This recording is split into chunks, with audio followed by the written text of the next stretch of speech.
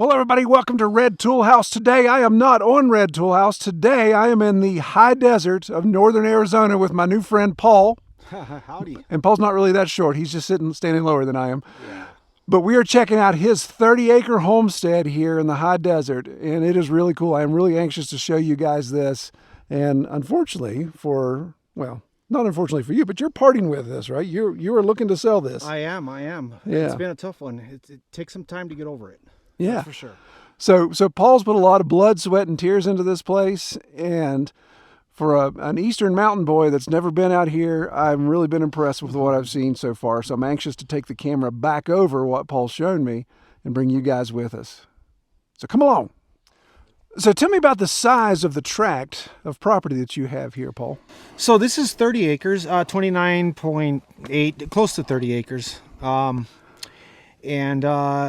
It's a 10-acre parcel. I think out of the 30 acres, we're actually farming about 7 acres of it. Yeah. And then the rest of it is just empty land. And we have this hill that we're on right now in the back part. But most of it's flat. It's beautiful out here. You can see off in the distance how beautiful and how flat the area is for grazing animals out here. And if somebody wants to farm in Homestead, this is the perfect place.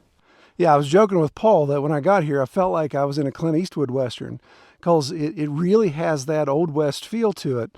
But just amazed at the amount of ag that's going on around here. There's a lot of cattle ranches, a lot of grazing. We're going to show you in detail what Paul's got going on at his homestead scale. But then, Paul, you said to this way, to the north. Is that to the north? Yes. That to the north, you back up against BLM? That's correct. So there's 7 or 8 square miles of BLM. So there's hunting out there, deer, elk. I have elk fencing around my garden. We have tons of elk. About 5 in the morning, you'll see them out there grazing. Yeah, before I got here, I was doing a little bit of hiking around some of the places coming up, and just amazed at all of the elk and the deer sign. Not only sign on the ground, but signs on the side of the road that says "Watch out for deer and elk."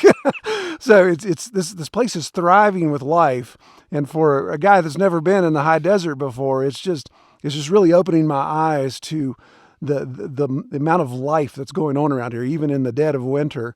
You see a little bit of snow on the ground, but there's just so much going on.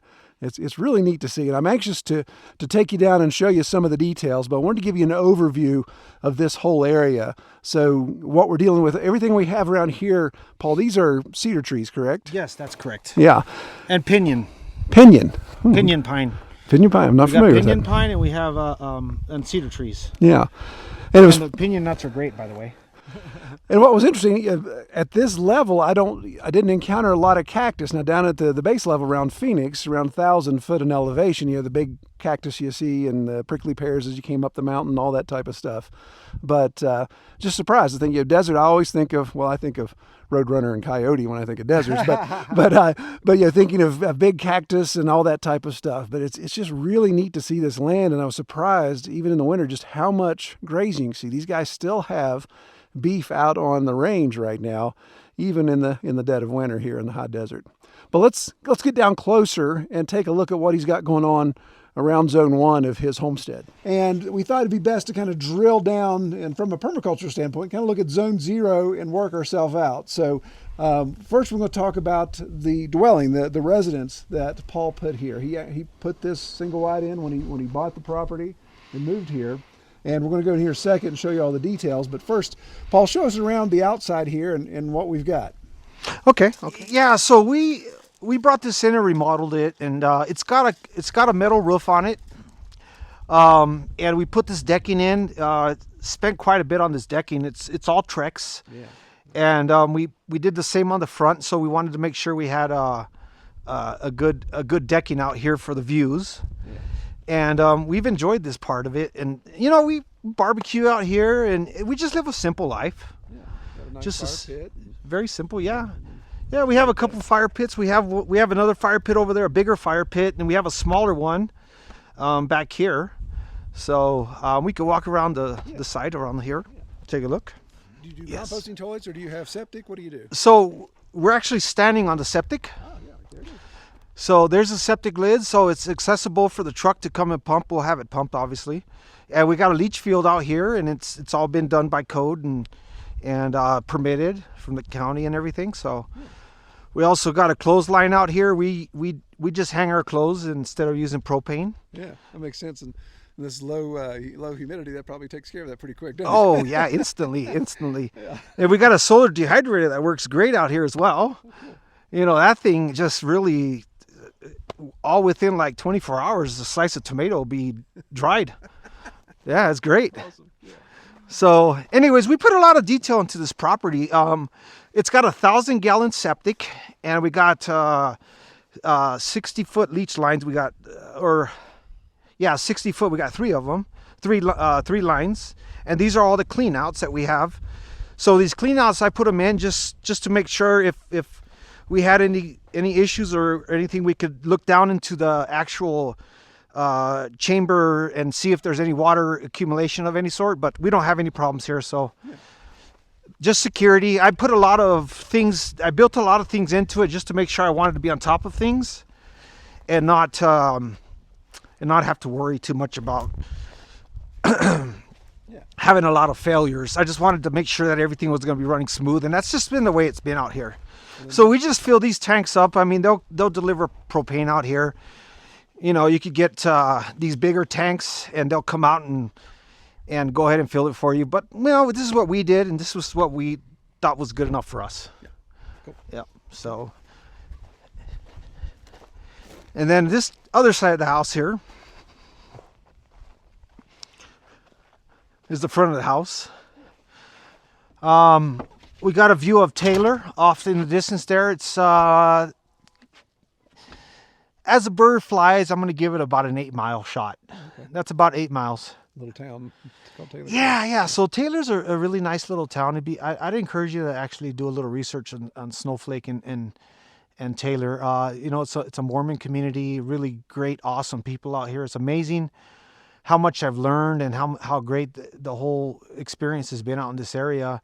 You know, they're really, really loyal people as to family orientated. They have these great Christmas events and all kinds of parades, and prepping community out here is really, it's a real thing out here. I mean, everybody does it. So everybody's, thinking about what the world's going to look like about 20 years from now, 15 years. And they're always, thinking about that. So it puts us in a position where it's a good place for people that want to come out and homestead and farm. Let's go on and take a look inside.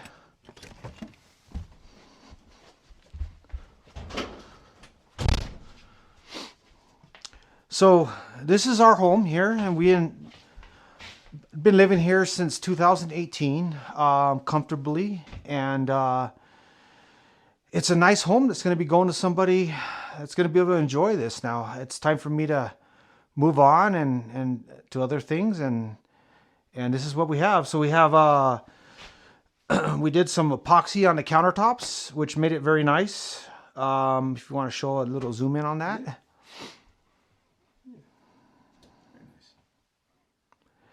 So there's epoxy on the counters in the bathrooms as well. There's 2 bathrooms here, and there's 3 bedrooms. And so we have a little bar here area where we have a few chairs on this backside, which works good. And you brought this single wide in and remodeled it here. Yeah, that's right. We actually brought this in, and it's a 1990 or 89 or 90, I'm pretty sure.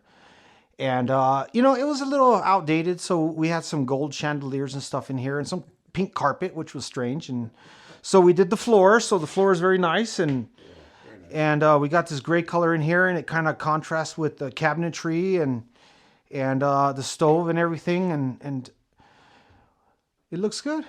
Yeah. We like our place. And it's been nice. Right now you've got wood burning heat. We'll show the other one, but you've got 2 stoves. But you also have central heat? Yes. So we're on propane here, and we're completely off the grid. We'll get deeper into that as we go through. But this is a wood burning stove, so this could warm up this house no problem. And so we don't use the central heating, and we don't have real real cold weather here. I think I haven't even seen below zero here since I've lived here, honestly. My son claims he's seen one, whatever. But anyways, it keeps us nice and toasty. And during the summer, we don't need AC here because we're about an average of 85, and we get about 92-ish. Sometimes we'll push over 95, but it's usually the monsoon's coming in about 1 o'clock, and then it's right back down to 85. So we do have a little bit of a time lapse there where it does get up about 90, 95, and monsoon comes in every single day. It's a rhythm. Yeah, it's a rhythm. And this is 3 bedrooms. So you've got 2 bedrooms Yes. back here. And the Yeah, master's let's go in take a there. look. Okay. Take a look.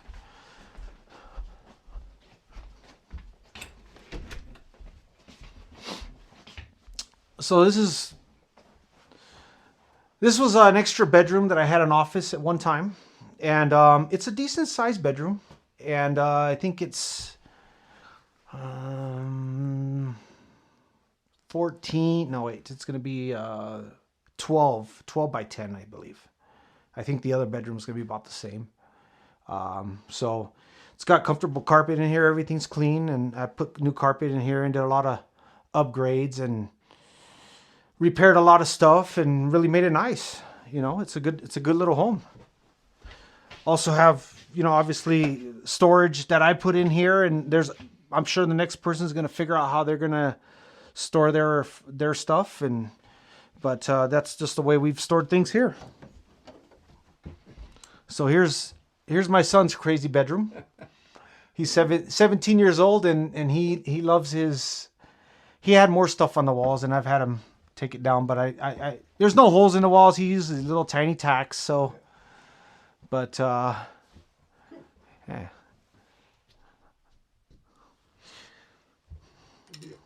Yeah, it's a nice little bedroom. And then the master's on the other end. Yeah, that's a lot bigger. Here, yeah. Yeah. Got a full bath on this end. Yeah. Cool.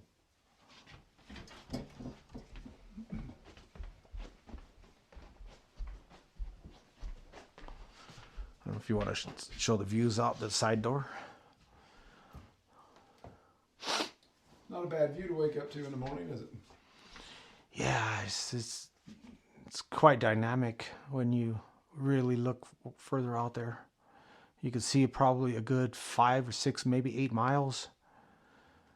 Yeah. That's awesome. Okay. So we have a decent amount of storage. We've added a few features, like down below that we could have put a dishwasher in there, but we decided to opt with no dishwasher since we were off the grid, and just go with storage as well, because as farmers or homesteaders that we are, we just need storage for overflow and food, and that's always been something that's been important to us. So we've done a lot to this place and put a lot of heart into it. We have a decent sized laundry room and have enough room to be able to have extra storage above it. The washer and dryer runs fine on your. Oh yeah. Here's the heating as well. Oh yeah. Yeah. So you can see my Garlic harvest. Yeah. Seeing the other bundle of garlic there. That's Yeah. So we're getting on the garden. Be patient. We'll be there. And use your other wood burning stove. And one thing, talk a little bit about the redundancy philosophy you have through the whole homestead. Yeah. So I thought about it.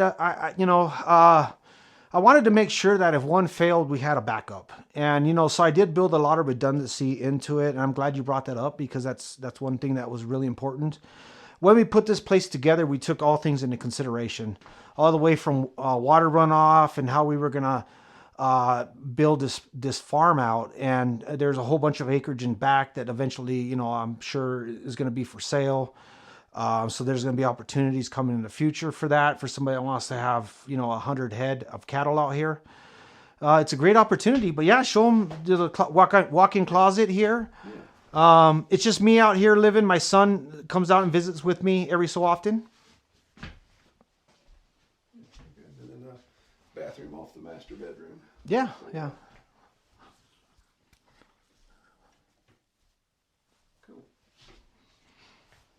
Cool. Show us and tell us about this incredible workshop that you have. Absolutely. Let's go. So it's 2,400 square feet, approximate, and it's been great for us because it's allowed us to have more stuff. Yeah. To be honest with you, Yeah. which you know, I guess could be good or bad for somebody. I mean, maybe there's people that want a tiny house and a big steel shop is not their dream, but that's okay. It's a big shop. We'll go in here and turn some lights on. They are full timers. You got to maintain a rodent population out here. Well, so we're in here in the shop, and we have a mechanics pit here that we've converted into a root cellar, and it's Wait, what? You did what? a mechanics pit that we actually turned into a root cellar. All right, you got to show us that. Yeah, we're gonna have to do that. We're gonna have to do that. So mechanics pit for changing your oil, but you decided to. Turn it into a root cellar. That's right. So we were homesteading and we were hardcore. We canned and we did all of it. I mean, it was part of our life out here, and we're still doing it. But now it's just time. Like again, we're just going on to a different phase in life. Let me help you lift this lid. Yeah, let's do it. Gotta do it with one hand. Yeah, there we go. Look at that. It gives somebody an idea of what the potential is.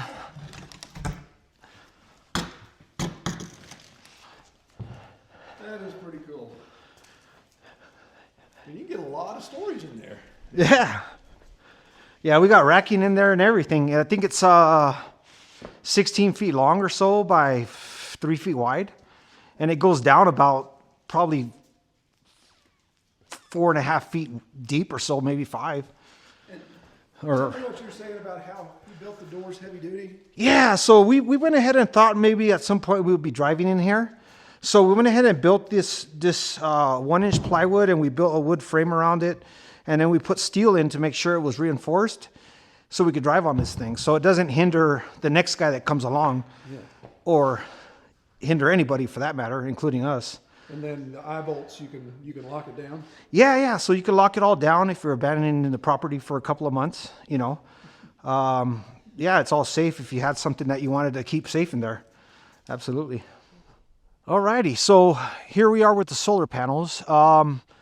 We have 18 of these panels and 6,120 watts in total with the system that powers the home and the shop. And then if you turn around, this is the this is the one that runs the well. So we have 220 foot deep well that goes down into the aquifer, like I talked about earlier. And these panels right here are 250 watts each. So a total of 1,000 watts. So this is a standalone system for the pump. That's right. And this pumps into the water tank, and you have water. So we got a pitless adapter down deep. All the pipes are sunk 2 feet deep here because of our altitude. And we also put a EMP proof feature into our solar system as well. And what we did is we added surge protectors to all our solar equipment and make sure that we grounded everything properly. Just so there's some EMP proof, and also our cargo container where I set up all my solar equipment was also grounded and is also EMP proof as well. My phone dies when I walk inside. Yeah. All right. So these panels right here are all in a concrete foundation. And we have power out here and conduit that goes to the greenhouse behind us. And I also have additional surge protectors out here. And there's also an outlet with a GFI and such. And they also have an irrigation timer that runs the property itself. So it's pretty automated here at the farm. And these are all 340 watt panels. And like I said, we got 18 of them. So where are the brains of the operation? You said in the storage container here. Yeah, so let's go to the cargo container and then we'll take a look and you'll see what we've done here. Now this unit is completely insulated and it's got a real high R value, so we don't have any pipe freezing or anything like that going on. So you can see how insulated the cargo container is. So it's 20 foot long, so you could zoom back and see the water beyond all our extra stuff. Yeah, so using this not only as water storage and the brains of your solar, but it also is serving as another cellar too for Yes, your yes. long-term storage of food. I see Yep. tons and tons of food here, Yeah. and then of course some canned goods and all kinds of things. So it's Yeah, we do a lot of Mylar bags and just overflow. We just figured we'd buy a lot of extra stuff and we'd have some to share with family and stuff. awesome. So if you don't mind me asking, what was the budget, or how much do you have tied up in this system that runs this entire homestead, this off-grid system? Well, we did the upgrade on the Sacred Sun batteries, and these are under warranty, and you know, this was a big hefty investment. This system alone here is, I think I got about $12,000 or $13,000 tied up just in this area alone here, and probably more now just because things have gone up. And this is all recent here. I just changed these batteries out. I had lead acid before, and then we got 200 amp charge controllers, 2 of them, and then we got an Outback system here. And this is a Radeon 8000 watt series, so it could handle as much as we could throw at it. Yeah, and then we went ahead and did a mate, which controls all the features. And then you got this right here is a transfer switch, so we have redundancy built into the electricity, and we have a backup generator as well, and that'll actually come with the property, and so we have that option of charging the batteries or switching over and just powering the house. Yeah, awesome. So, and then this is the unit here, which is for our water. So you can see the well is topped off, but it'll charge and fill up that big 1,600 gallon or 1,550 100-gallon tank. So that's an automatic process. You're not having to come out here and fill up the tank. It's taking care of Yeah, it. so it's all float control. Yeah, so I have a float device, and it's all it's all independent of itself. It's just self-reliant. Let's just put it that way. And it's got a float device, so when it says shut off, it just shuts off, and I don't have to do anything.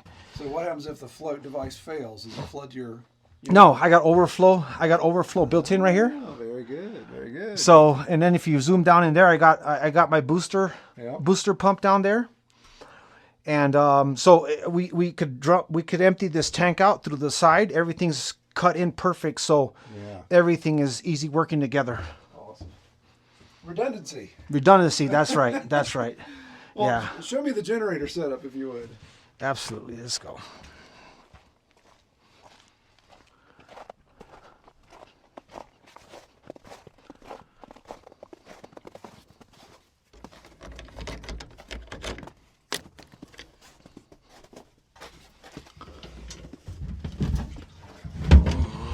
Should I show the generator? Yeah.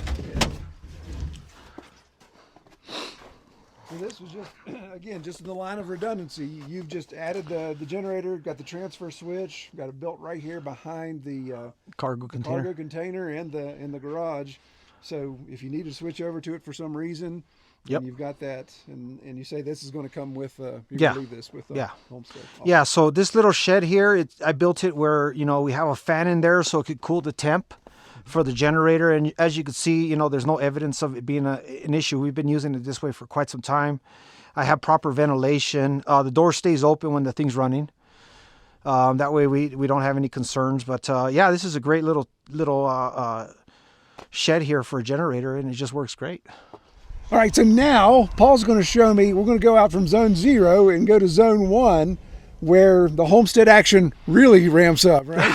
Well, it does. It brings actually a lot of benefit to the farm. Yeah. It does. So he's going to show the garden and what he's done. And Paul's got a lot of experience. He has made money doing the homesteading side of this when it comes to the garden, market garden, that type of stuff. So he's got some experience there.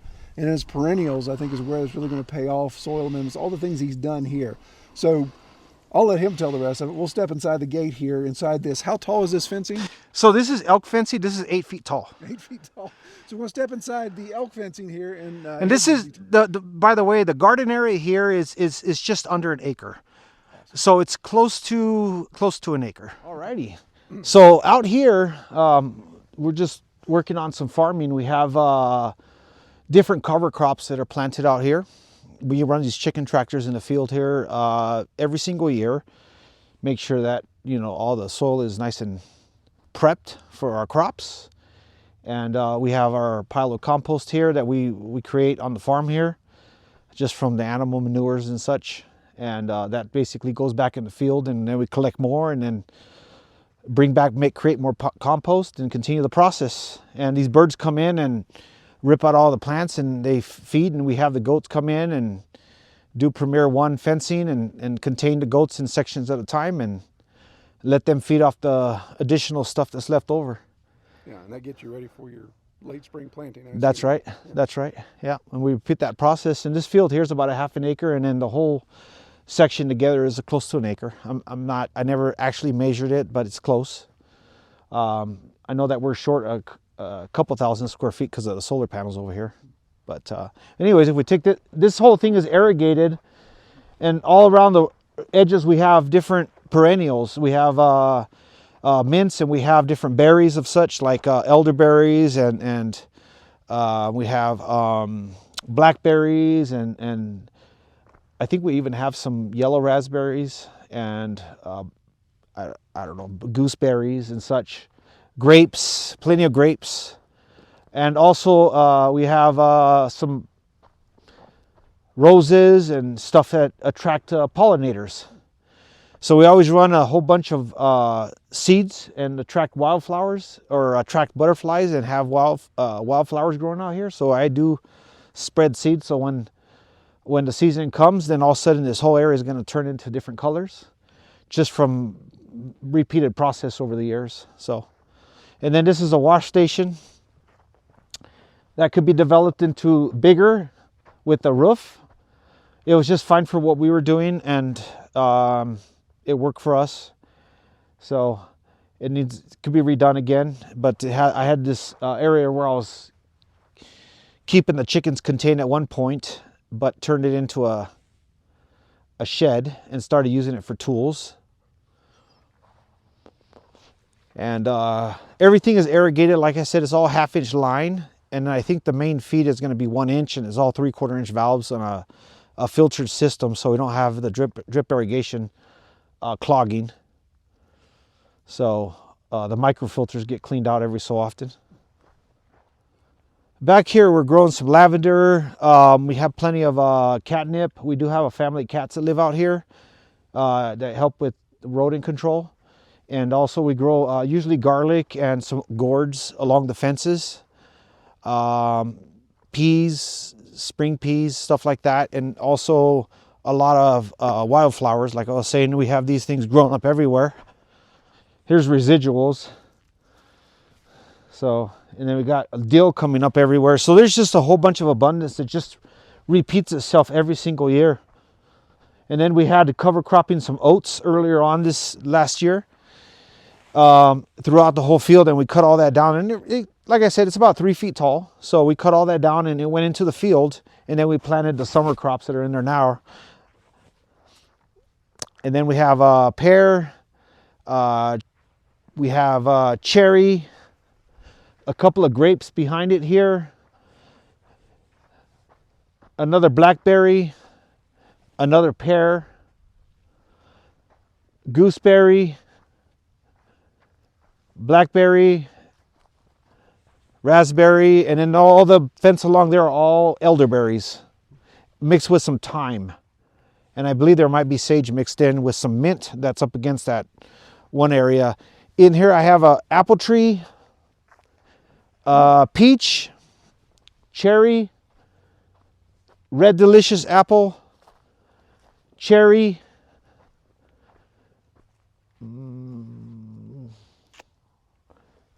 I believe that's apple, and I got 2 peach, another peach, nectarine, and then I got 2 plums.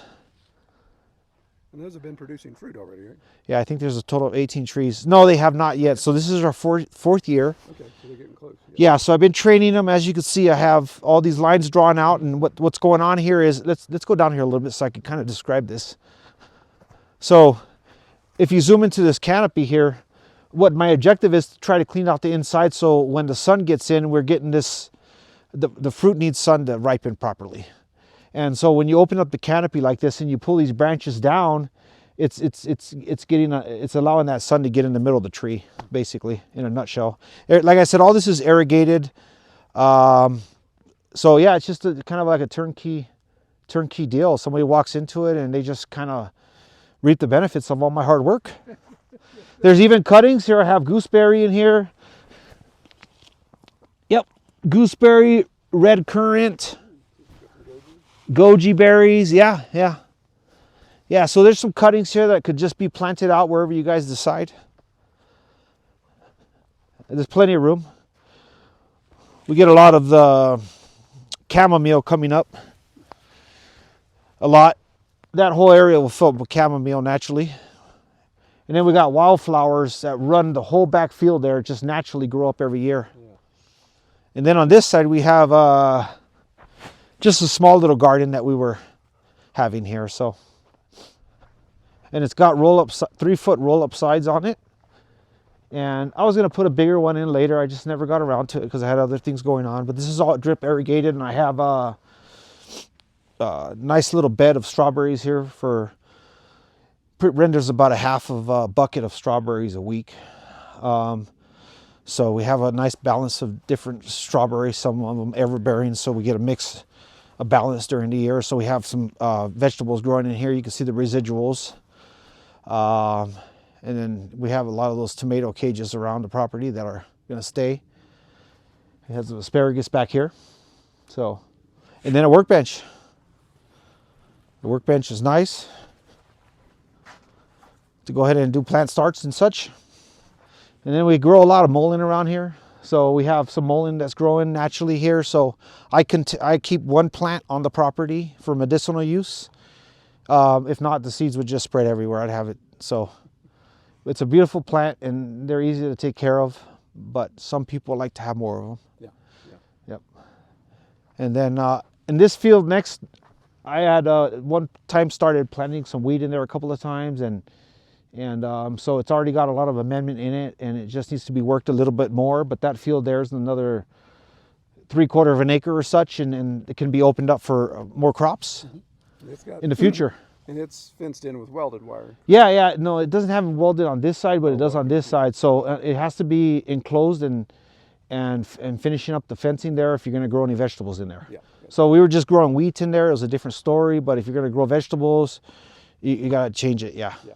Alrighty, so on this side we have a Jerusalem artichoke that produces an abundance every single year for people that want to have that as an option. We got some rosemary, and then along this side we just cover cropped it with some oats. That's what we have grown along the base of the fence. Got some grapevines on this side, and we have lavender all the way down the fence with mix of other things like blueberries and other raspberries and more grapes, things as such. And Paul, just so we can get a bearing, the majority of the remaining land is this direction, correct? Yes, that's correct.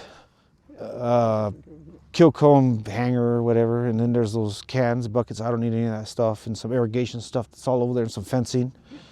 I don't need any of it. It's just for the next person to make repairs on a fence or whatever if they need to.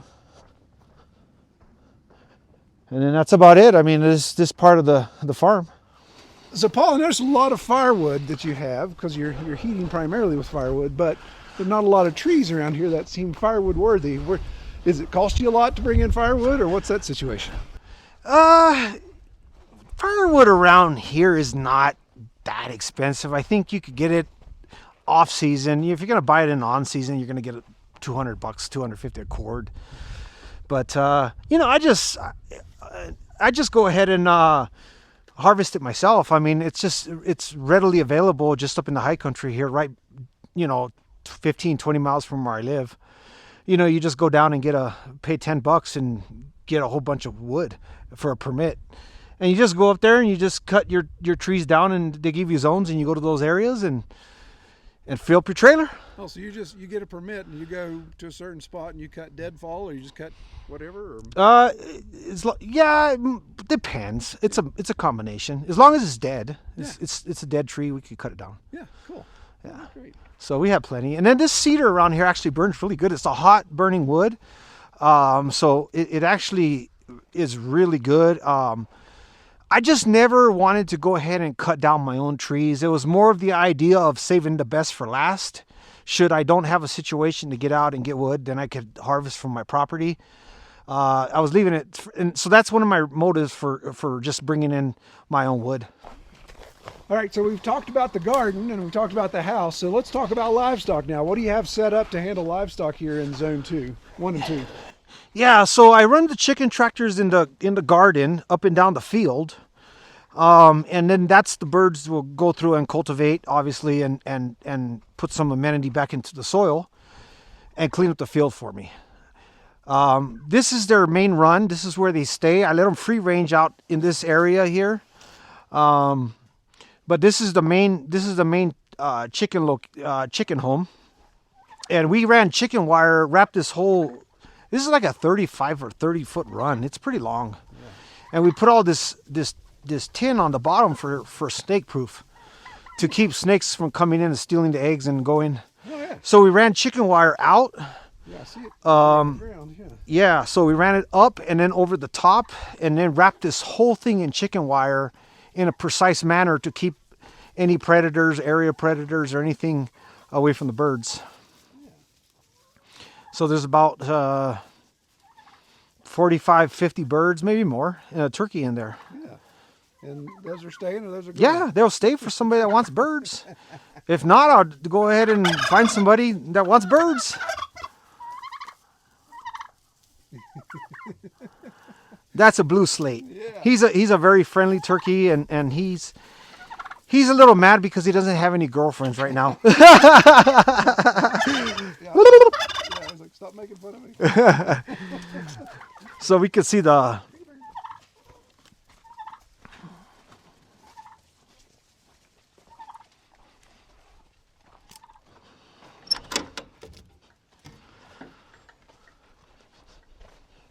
Oh, so this is your brooder. Yeah. That's the brooder. Separated. This whole building here, I think, is 12 by 8 or something. And it's all got metal roof. Everything we built around here with metal roof for snow. That way snow could slide off really easy. Yeah. And that's the hen house. Yeah. So this is where when you have the pop door open, they can come in, roost at night. Yeah, yeah. Lay eggs. Looks like you got some eggs in there. So they've been doing their jobs. Yeah, yeah. Yep. Good deal. Yeah, yeah. So, yeah, this is a good little hen house. And then when we let them out, they just run around here and hang out and this side and peck around and free range and all that. Yeah. So on this side of the property, we put in these 8-foot gates. This is some extra acreage on the side over here. I don't know. There might be 2 or 3 acres on this side here. This is your. Yeah. This is all part of our property. We just put this inside boundary fence in here to keep the animals more contained and give the neighbors their privacy. And then we just brought the fence up through here.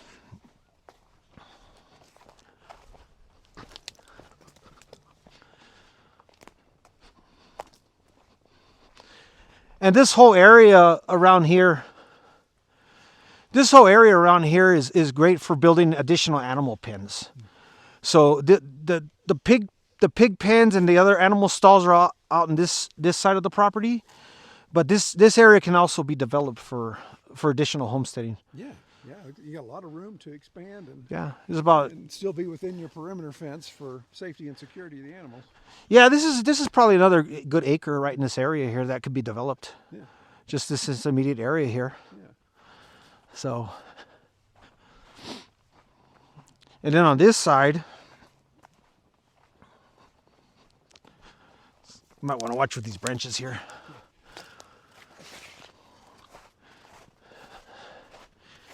So this is a small barn that we built here. It's 24 by 16, I believe. I'll have to check on that. I think it's 24 by 16. Okay. Anyways, these are hog pens that we built.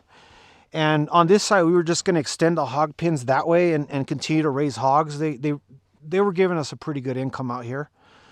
And so I built these two and was going to continue to develop onto it. And then on this side, we also have water coming over here for the animals. And have these water spigots out this side as well. And this run right here is 100 foot by 50 foot. Nice. So that's the whole size of this area here. And we have it's separated into different areas for raising animals.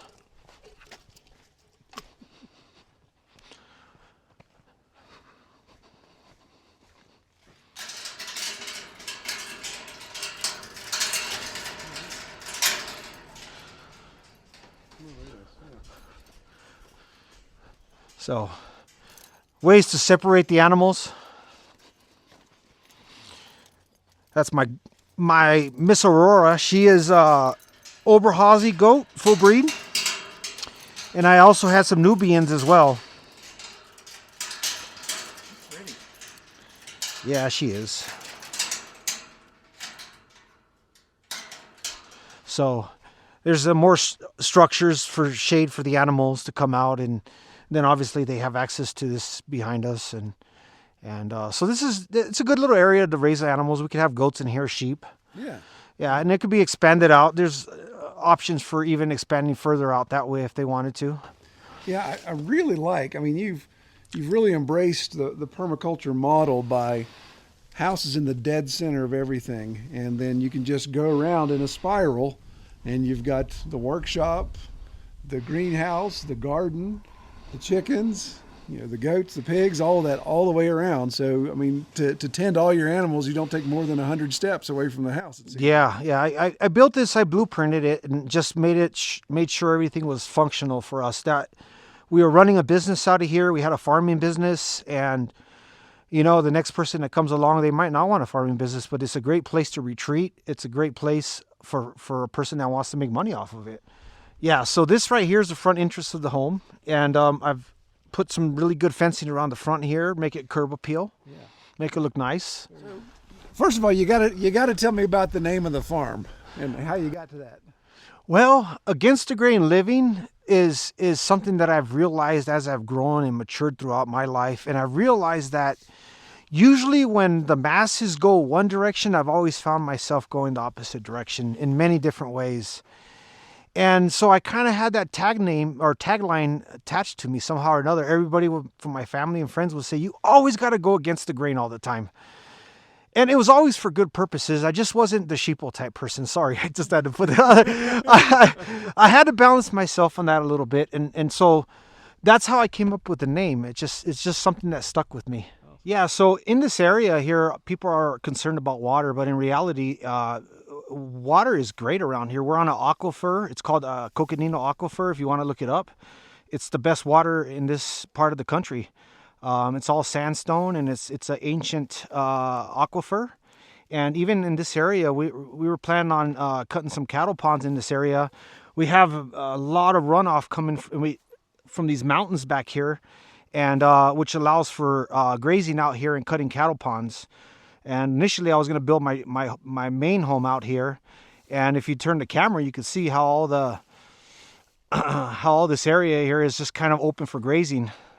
All these grasses turn green during the summertime, and just grows wild out here, and it's great for grazing cattle and goats and other types of livestock.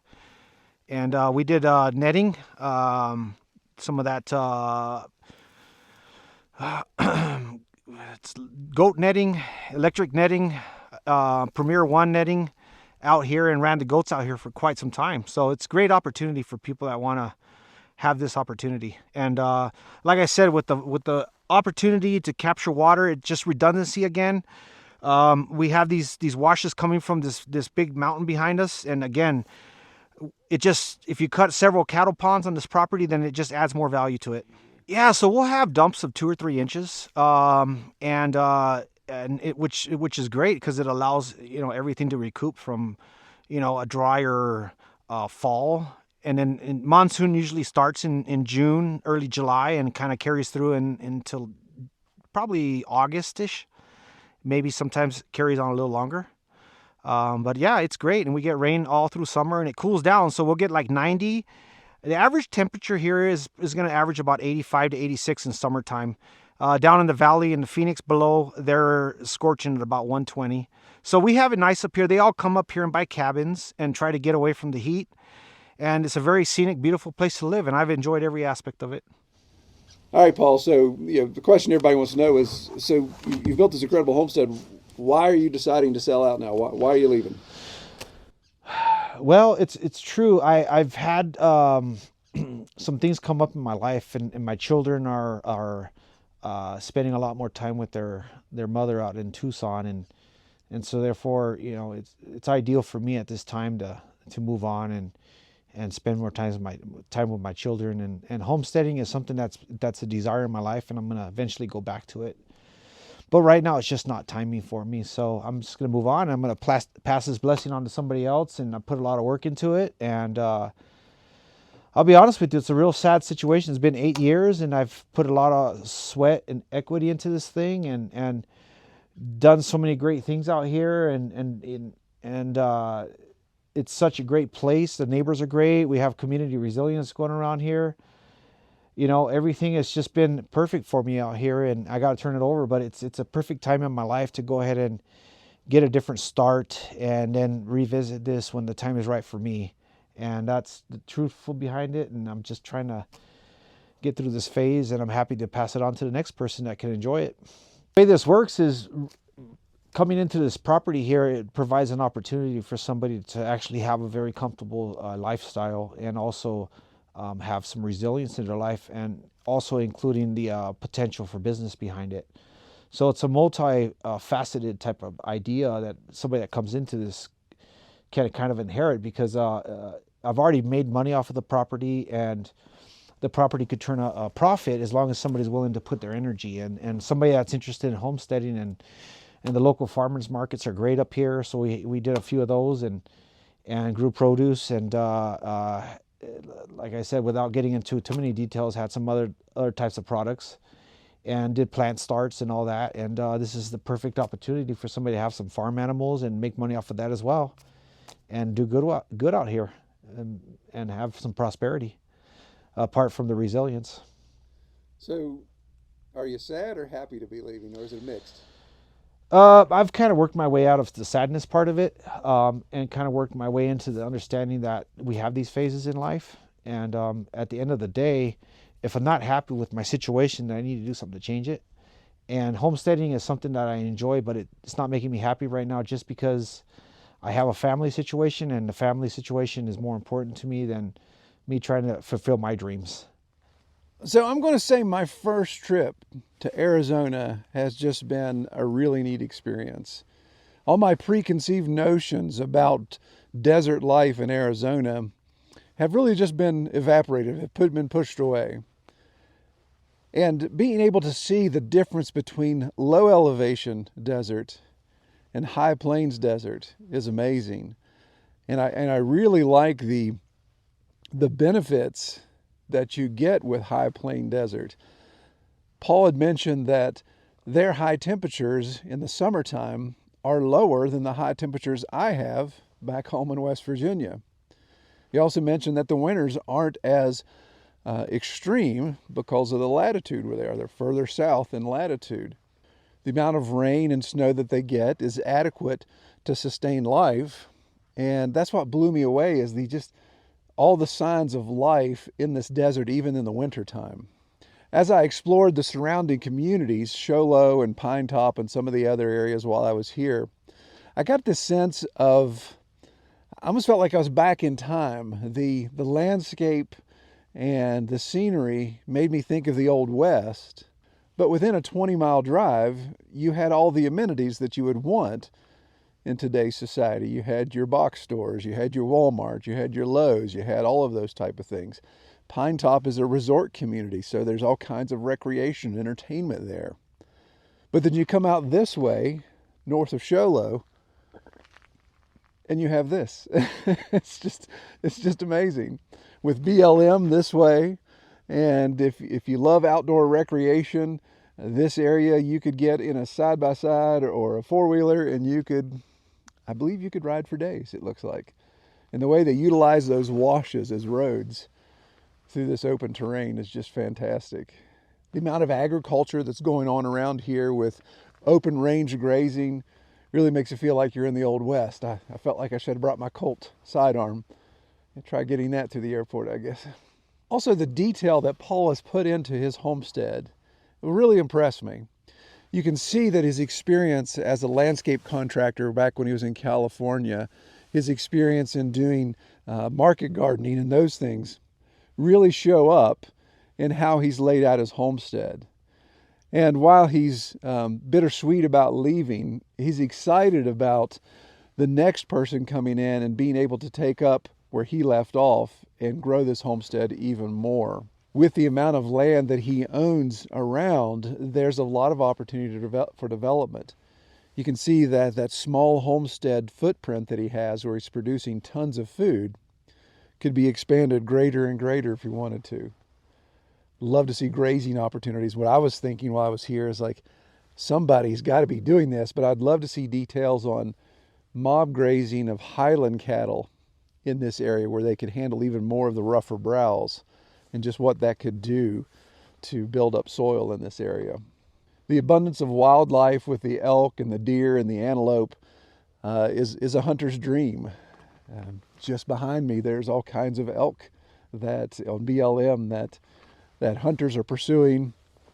So there's opportunities for acquiring protein that way as well.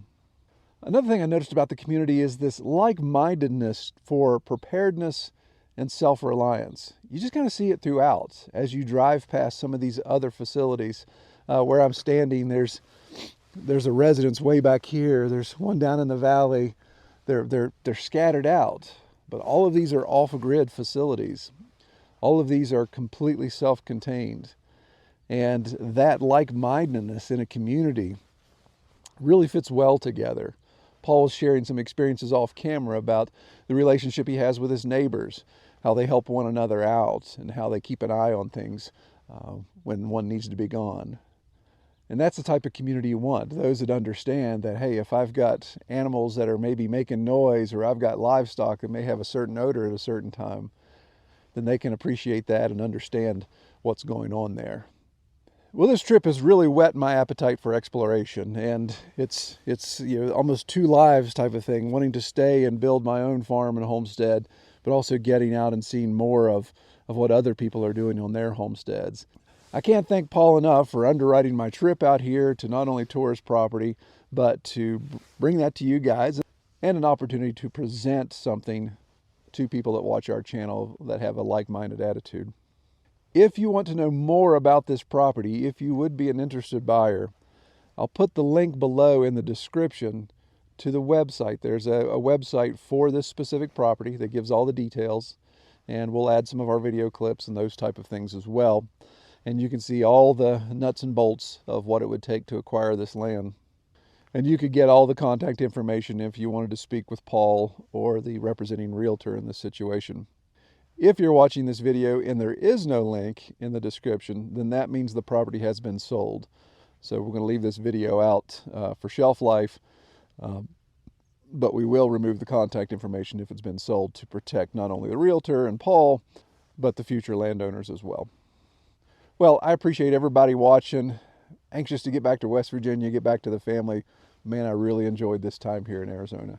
Y'all have a great week. Take care.